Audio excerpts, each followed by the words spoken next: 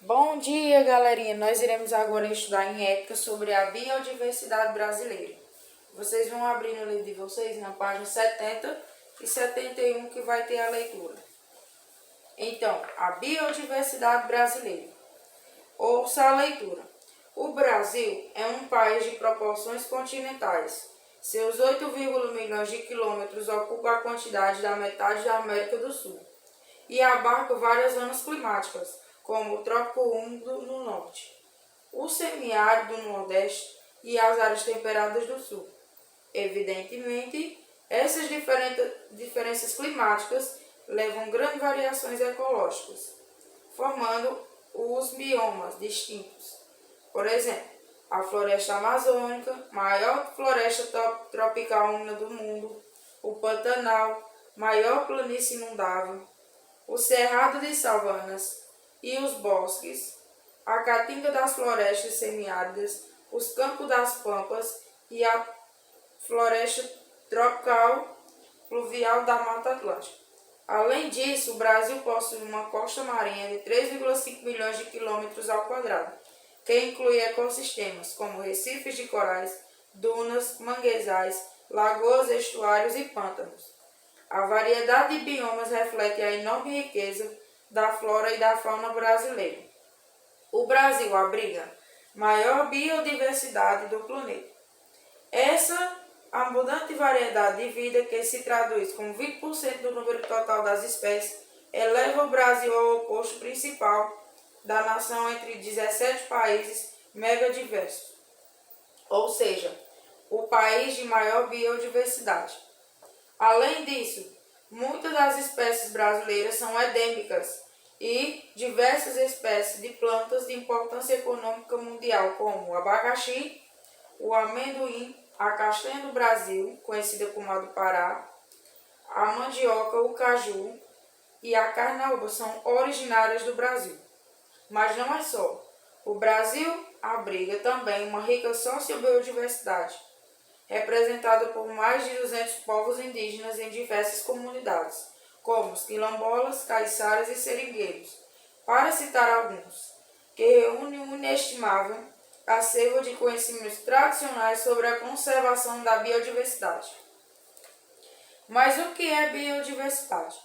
A biodiversidade é a exuberância da vida na Terra, num ciclo aparentemente interminável da vida, morte e transformação. A biodiversidade é você. A biodiversidade é o mundo. Você é o mundo. Seu corpo contém mais de 100 trilhões de células e está conectado ao planeta por um sistema complexo, infinito que quase insondável. Você compartilha átomos com tudo que existe no mundo ao seu redor. Estima-se que até 100 milhões de diversas espécies vividas dividam este mundo com você, ainda que menos de 2 milhões sejam conhecidas. A biodiversidade abrange toda a variedade de espécies da flora e fauna e micro-organismos, as funções ecológicas desempenhadas por este organismo nos ecossistemas e as comunidades, habitats e ecossistemas formados por eles. É responsável pela estabilidade do ecossistema, pelos processos naturais e produtos fornecidos por eles, pelas espécies que modificam a biosfera. Assim, espécies, processos, sistemas e ecossistemas criam coletivamente as bases da vida na Terra, como alimentos, água e oxigênio, além de medicamentos, combustíveis e um clima estável, entre tantos outros benefícios. Mas essa exuberante diversidade biológica global vem sendo dramaticamente afetada pelas atividades humanas ao longo do tempo. E hoje, a perda da biodiversidade é um dos problemas mais concludentes que acometerem a Terra. A crescente taxa de extinção de espécies, que estima estar entre 10 mil e 1.000 vezes maior que o natural, demonstra que o mundo natural não pode mais suportar tamanha pressão. Diante do quadro, as Organizações das Nações Unidas, a ONU, declarou no ano de 2010, que é o Ano Internacional da Biodiversidade, convidar o mundo a celebrar a vida na Terra e a refletir sobre o valor da biodiversidade e agir para protegê-la. É a hora de agir, é agora. Então, nós estamos falando da biodiversidade, né? Que ela vem sendo atingida pela mão humana e ela vem se tornando cada vez mais extinta. Gente, quando a gente está falando sobre biodiversidade, a gente está destacando tanto a fauna e a flora, certo? A fauna representa os animais e a flora as plantas, certo? Então, vocês irão responder na página 72 a primeira questão, da primeira até a sétima. O texto da página 70 sobre biodiversidade brasileira fala sobre as zonas biogeográficas ou biomas. Quais são os biomas presentes no Brasil? No texto vai ter. Segunda, e quais são os ecossistemas que existem ao longo de 3,5 milhões de quilômetros da costa brasileira?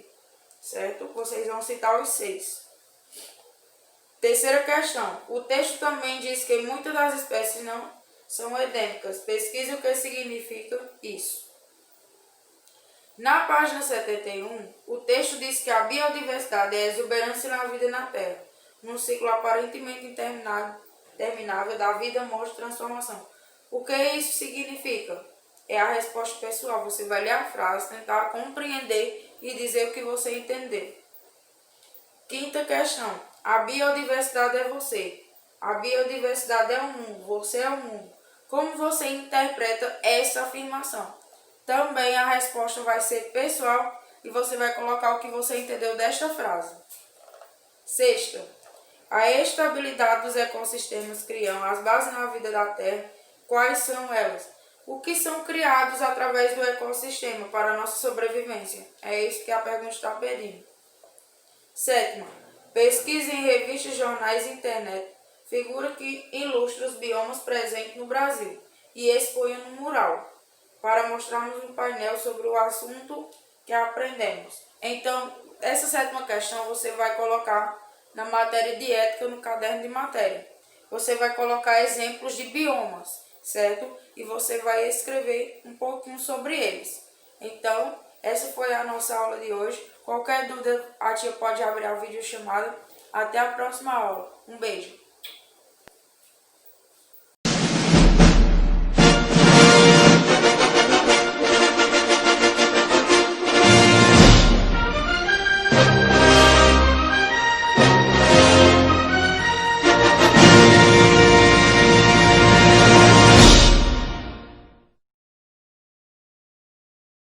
Os biomas brasileiros. Mas você sabe o que são biomas? Um bioma pode ser definido como um conjunto de comunidades vegetais e animais determinadas por fatores climáticos que ocupa grandes extensões geográficas. Somos mais de 200 milhões de brasileiros e vivemos em ambientes naturais diferentes. Sim, vivemos em 6 biomas do Brasil: Amazônia, Caatinga, Cerrado, Mata Atlântica, Pampa e Pantanal.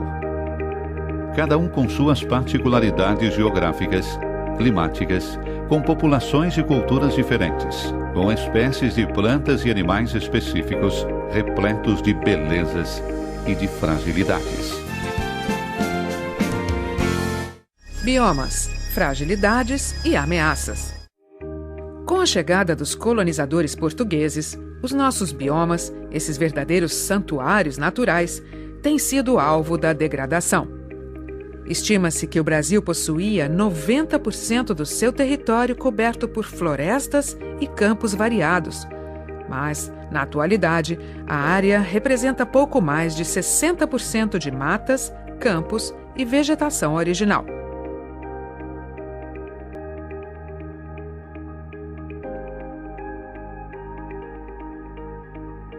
Na Mata Atlântica, o aumento da indústria do turismo ocasiona danos ambientais e desfigura a paisagem e o acesso às praias da costa litorânea.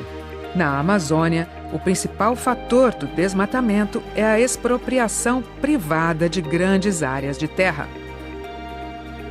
O corte ilegal da madeira e as queimadas destroem as matas para serem transformadas em campos para a pecuária extensiva e o agronegócio, com a utilização de agrotóxico que contamina as águas e as comunidades circunvizinhas. O Cerrado se tornou a nova fronteira agrícola do Brasil, utilizado para a produção de soja e cana-de-açúcar. Sua biodiversidade está fadada a desaparecer em apenas 20 anos, se o ritmo de desmatamento continuar inalterado.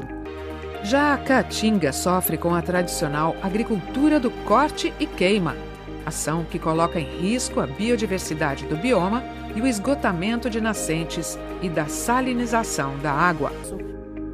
O Pampa corre o risco de desertificação devido ao mau manejo do solo, a pecuária extensiva, a risicultura mecanizada e as monoculturas de eucaliptos e pinheiros para a produção de celulose. São causas gravíssimas de degradação ambiental. Então nós desenvolvemos um trabalho de resgate da cultura desses agricultores, de preservação das sementes crioulas e do desenvolvimento da agroecologia. Por isso nós temos um banco de sementes crioulas aqui na Diocese de Santa Cruz do Sul, de resgate dessas sementes, porque elas são a base da produção de comida do planeta. Quem cuida das sementes crioulas e faz a agroecologia está preservando o nosso Pampa. E no Pantanal, as ameaças são ocasionadas pela criação de gado e as monoculturas da soja, do milho e do arroz, com o uso excessivo de agrotóxicos que contaminam as águas e afetam sensivelmente a quantidade e a qualidade do pescado na região. Diante dessas e de outras inúmeras agressões aos biomas, todos nós somos compelidos a sair do silêncio e da omissão, pois ameaça à natureza e aos nossos povos tradicionais estende suas consequências a todos e todas. O magistério da Igreja, e especialmente do Papa Francisco, pede para refletir e buscar soluções coletivas. O desrespeito ao meio ambiente e aos povos é fruto de ambições econômicas que necessitam ser denunciadas e combatidas.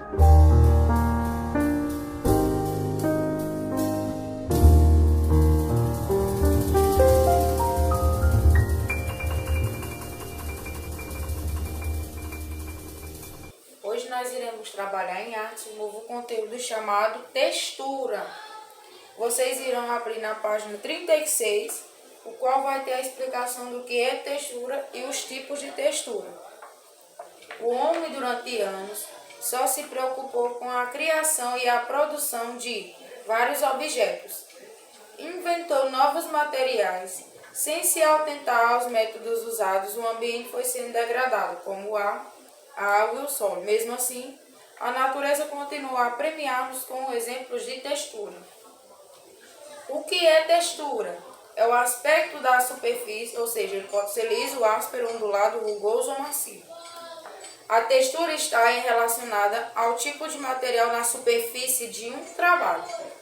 Então, as texturas elas podem ser naturais, orgânicas ou artificiais com elementos industrializados. Naturais são aquelas que resultam da intervenção da natureza no meio ambiente, como tronco de árvores, madeiras e rochas. Artificiais são aquelas que resultam da interferência humana com a utilização de materiais pontiagudos ou lineares. Na página 37, vocês vão fazer uma breve arte aqui com textura, certo? Só que aqui, as folhas são classificadas como textura orgânicas. Para que possamos obter um bom trabalho de colagem, é preciso fazer uma coleção de tamanho, forma, cor e espécie. Cole folhas secas na copa da árvore. Você vai pegar folhas secas e colar aqui, montando como se fosse uma árvore, certo? Na página 39, cole as aparas de lápis na ponta da flor. Você sabe que as aparas de lápis, quando você faz o lápis, fica aquele materialzinho, né? E você pode fazer de várias cores e colar aqui, nessa flor. De preferência, as aparas de lápis de cor, o seu trabalho fica mais colorido. Ou seja, se você quiser usar de uma cor só, beleza. Mas fica mais bonita as aparas de um lápis colorido para poder dar mais colorido ao seu trabalho, certo? Então, nós iremos trabalhar por enquanto essas 2 páginas e na próxima aula a gente vai continuar seguintemente o conteúdo de textura, certo? Qualquer dúvida é só entrar em contato comigo com relação às atividades. Boa aula e bons estudos. Até a próxima!